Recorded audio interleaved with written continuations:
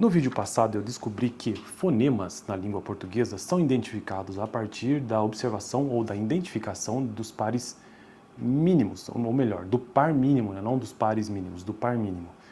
Essa foi uma informação bastante interessante porque vamos pensar em um exemplo, duas palavras aqui, faca e vaca. Faca e vaca.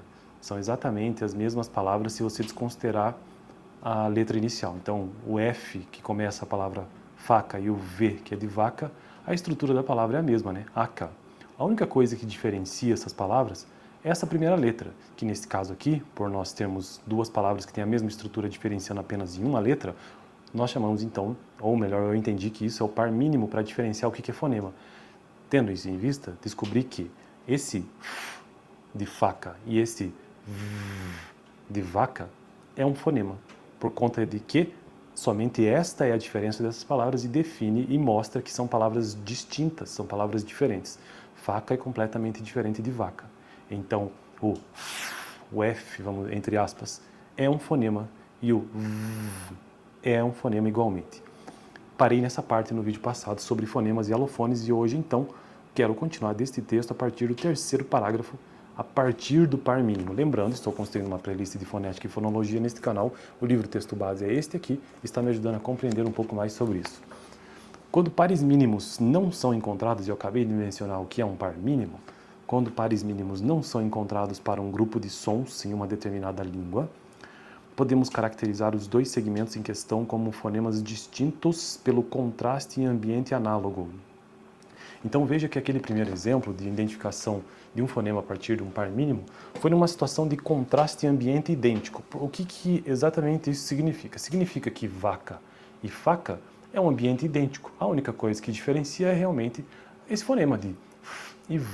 Mas, pelo visto, no vídeo de hoje, vou descobrir que existe uma outra situação.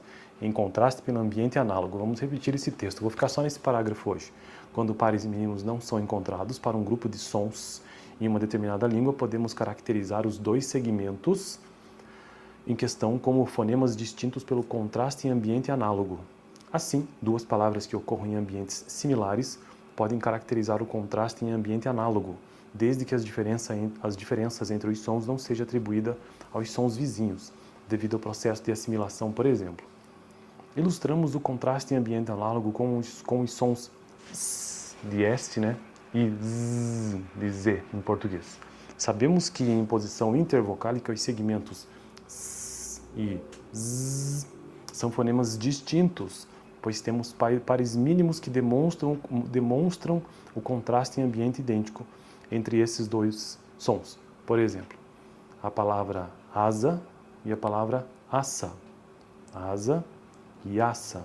Veja que ele não tem exatamente a mesma estrutura, mas estão em contraste por um ambiente análogo, não exatamente idêntico. Neste caso, do S e Z, que também são fonemas, porque eles distinguem essas palavras.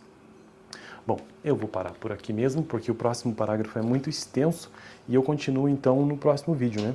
Nesse vídeo hoje nós vimos então, ou melhor, eu descobri que também é possível identificar, a partir de um par mínimo, identificar um fonema por contraste em ambiente análogo, e não somente por contraste em ambiente idêntico, ou seja, ele pode ser semelhante, pode ser parecido.